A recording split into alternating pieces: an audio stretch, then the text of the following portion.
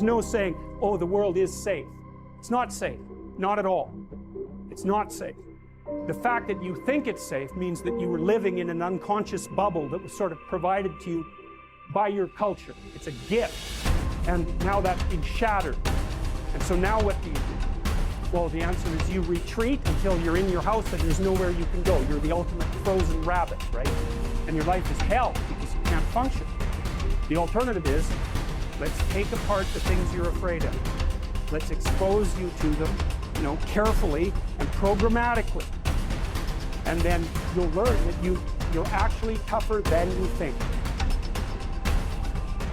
Resilience.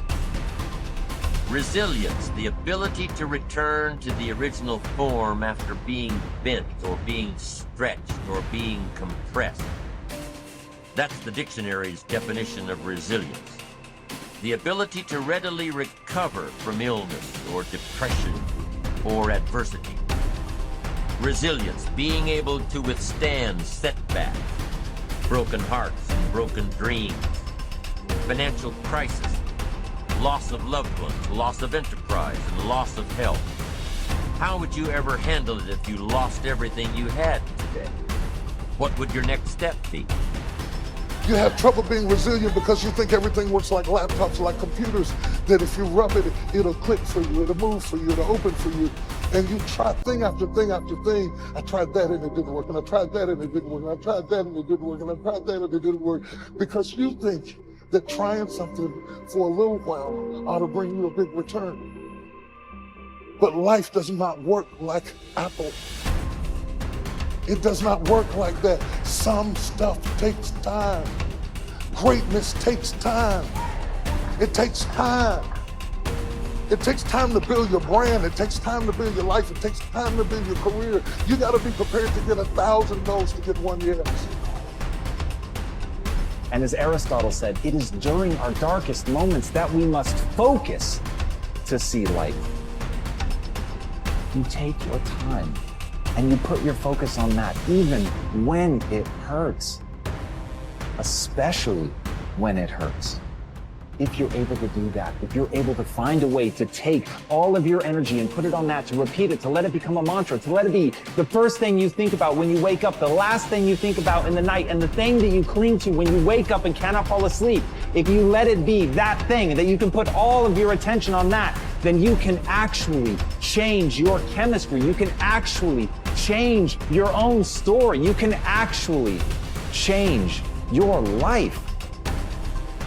But you've got to know it's in our darkest moments that we must focus on the light.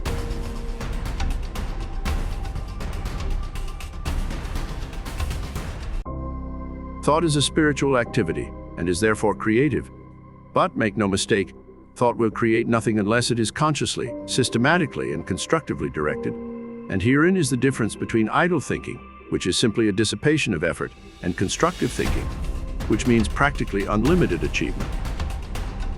We have found that everything we get comes to us by the law of attraction. A happy thought cannot exist in an unhappy consciousness. Therefore, the consciousness must change. And as the consciousness changes, all conditions necessary to meet the changed consciousness must gradually change in order to meet the requirements of the new situation. In creating a mental image or an ideal, we are projecting a thought into the universal substance from which all things are created. This universal substance is omnipresent, omnipotent, and omniscient. Are we to inform the omniscient as to the proper channel to be used to materialize our demand? Can the finite advise the infinite? This is the cause of failure, of every failure. We recognize the omnipresence of the universal substance, but we fail to appreciate the fact that this substance is not only omnipresent, but is omnipotent and omniscient, and consequently will set causes in motion concerning which we may be entirely ignorant.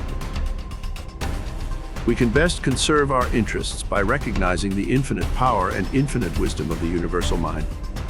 In this way, we become a channel whereby the infinite can bring about the realization of our desire. This means that recognition brings about realization. Therefore, for your next exercise, make use of the principle. Recognize the fact that you are a part of the whole, and that a part must be the same in kind and quality as the whole.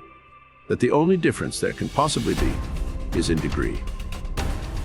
When this tremendous fact begins to permeate your consciousness, when you really come into a realization of the fact that you, not your body but the ego, the I, the spirit which thinks, is an integral part of the great whole, that it is the same in substance, in quality and kind, that the Creator could create nothing different from himself, you will also be able to say, the Father and I are one, and you will come into an understanding of the beauty, the grandeur, the transcendental opportunities which have been placed at your disposal.